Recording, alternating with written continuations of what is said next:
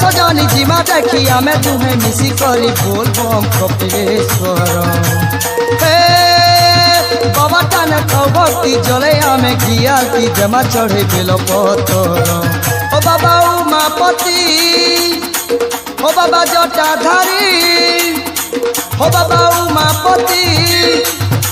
ओ बाबा जटाधारी ढाली गुरस दुदुरा फूल चढ़े करी आमे लो मागमा बर मनर कथा दे मा कहिरे सब बुझु छनु मा संगर मनर कथा दे मा कहिरे सब बुझु छनु मा संगर हे चल सजनी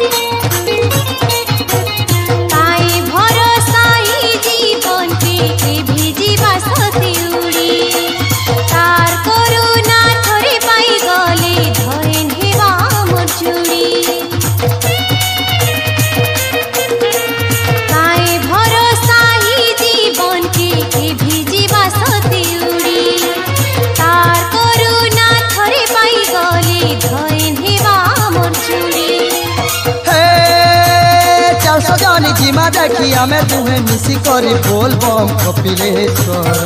हो बाबा उमापति हो बाबा जटाधारी ढाली गुरस दुदुरा फूल चढ़े करी आमे लो मागमा बर मनर कथा दे मा कहिरे सब बुझु छनु मा संगर मनर कथा दे मा कहिरे सब बुझु छनु मा संगर हे चल सजनी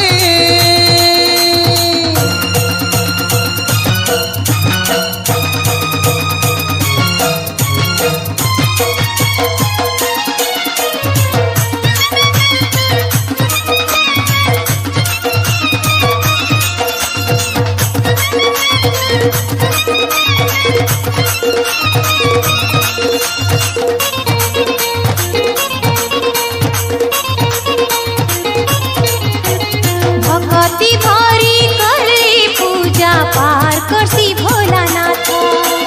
सबु तो देखुछि सबु जानुछि से परि त्रिलोकनाथ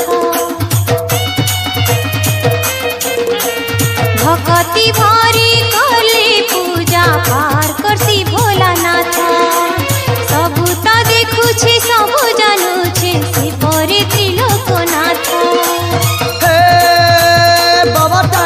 भक्ति चले आमे घियाती जमा चढ़े बेल पतर ओ बाबा उमापति ओ बाबा जटाधारी ढाली गुरस दुदुरा फूल चढ़े करी आमे लो मागमा बर मनर कथा दे मा कहिरे सब बुझु छनु मा संगर मनर कथा दे मा कहिरे सब बुझु छनु मा संगर हो बाबा उमापति हो बाबा जटाधारी ढाली गुरस दुदुरा फूल चढ़े करी आमे लो मागमा बर